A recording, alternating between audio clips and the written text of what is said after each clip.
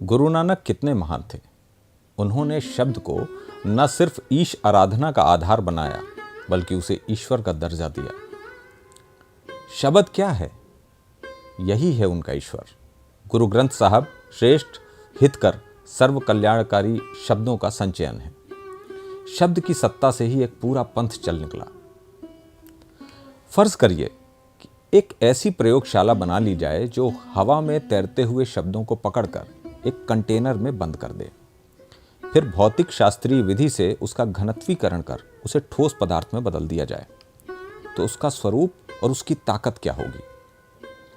सृष्टि का यह नियम है कि ना कोई जन्म लेता है ना कोई मरता है, वो सिर्फ रूपांतरित होता है। इस काल्पनिक सवाल का यथार्थवादी जवाब देते हुए एक सज्जन भौतिक शास्त्री ने कहा कि ये शब्द ठोस रूप में एटम बम और हाइड्रोजन बम से भी घातक बन जाएगा। उन सज्जन ने गलत नहीं कहा। जमीन पर बवंडर मचाकर वायुमंडल में रोज इतने नकारात्मक शब्द जाते हैं जो कार्बन डाइऑक्साइड से ज्यादा प्रदूषण फैलाते हैं। यही प्रदूषण हमारे दिमाग में भी घुसता रहता है। संसार की सारी माया शब्दों से ही बुनी हुई है। इसी से प्रेम और इसी से घृणा, इसी से मेल और इसी से झगड़ा। ज्यादातर आवेशित अपराधों की जड़ में यही शब्द होते हैं। एक बार किसी सांस्कृतिक कार्यक्रम के संदर्भ में एक केंद्रीय जेल में जाना हुआ। वहां एक बंदी मुग्ध कर देने वाली हारमोनियम बजा रहा था और दूसरा बंदी एक बहुत ही बढ़िया भजन सुना रहा था। कार्यक्रम के अंत में जब उन दोनों बंदियों से पूछा गया तो उसने बताया कि जो हारमोनियम बजा रहा था वो इसलिए नहीं गा रहा था क्योंकि उसकी जबान ही नहीं थी। बजाने वाले का एक हाथ का पंजा कटा हुआ था। बात करने से ये बात उभर के आई कि दोनों ही आदतन अपराधी नहीं थे। आवेश की वजह से ही दोनों से अलग अलग हत्याएं हो गई थीं। जेल अधीक्षक ने बताया कि एक ने अपने हाथ से ही अपनी जबान काट ली क्योंकि वो इसी को अपराध के लिए जिम्मेदार मानता है। जिसका पंजा कटा था उसने उसी हाथ से अपने ही परिवार के एक मासूम का गला दबाकर हत्या कर दी थी। क्रोधित परिवार वालों ने उसे पकड़कर वहीं उसे सजा दे दी। दोनों झगड़े ही गाली गलौज से शुरू हुए थे, जिसकी परिणति 2 हत्याओं और 2 उम्र कैद के रूप में हुई। जेलों में बंद 90% ऐसे कैदी हैं, यदि उनकी जिंदगी में वे 2-3 मिनट नहीं आते जिसकी वजह से वे कुछ कह या कर बैठे तो वो अपराधी नहीं होते। घर, परिवार, समाज से लेकर दुनिया भर के झगड़ों की बुनियाद यही शब्द हैं। हर दंगे शब्दों से ही शुरू होते हैं। भीड़ शब्दों से ही उत्तेजित होकर मरने और मारने पर उतारू हो जाती है। ये शब्दों का ही छलिया सम्मोहन है कि जनता ढोर ढंगरों की भांति ढोंगी बाबाओं का अंधा अनुकरण करती है। विचारों का संघर्ष भी शब्दों से ही शुरू होता है और उसका अंत विध्वंसक होता है।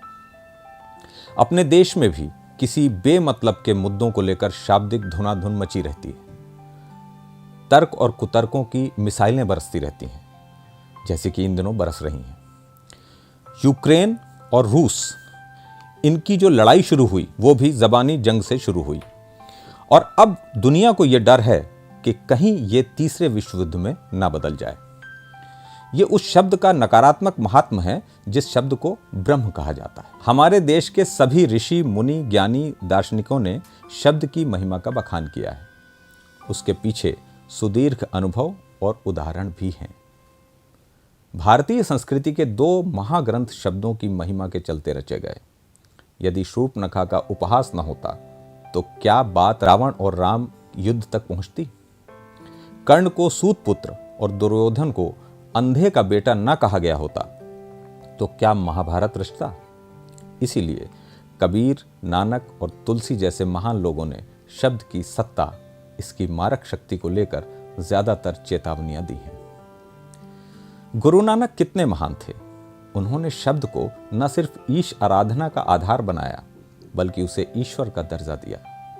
शब्द क्या है? यही है उनका ईश्वर।